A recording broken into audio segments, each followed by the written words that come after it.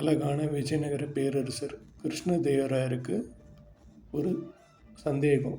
இந்த உலகத்திலேயே ரொம்ப வேகமானது எது அப்படின்றது அந்த சந்தேகம். அது தெரிஞ்சிக்க அமைச்சர்களுடைய அவையை கூட்டுறாரு. ஒரு அமைச்சர், மன்னா, இந்த உலகத்திலேயே ரொம்ப வேகமானது காத்துன்றாரு.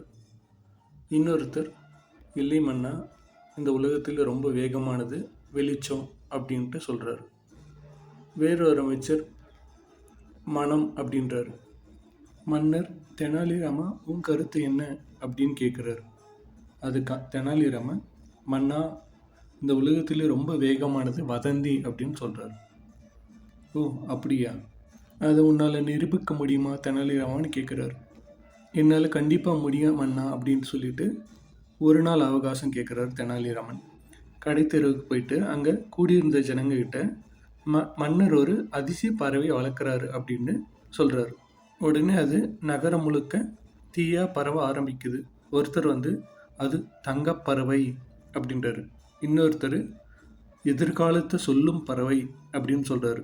இன்னொருத்தன் அது அழகான பெண் போல பேசும் பறவை அப்படின்றான். இது ஒருவர் மேலே பேச பேச வேகமாக பரவுது. அந்த நகரம் முழுக்க அந்த நாள் இதை பற்றி தான் பேச்சு. அது சாயந்தரம் மன்னர் காதுக்கும் சேருது. மன்னர் ஒரு அதிசய பறவையை வளர்க்குறாரு. அது தங்கப்பறவை, எதிர்காலத்தை சொல்லும் பறவை, பெண் போல பேசக்கூடிய பறவை அப்படின்ட்டு.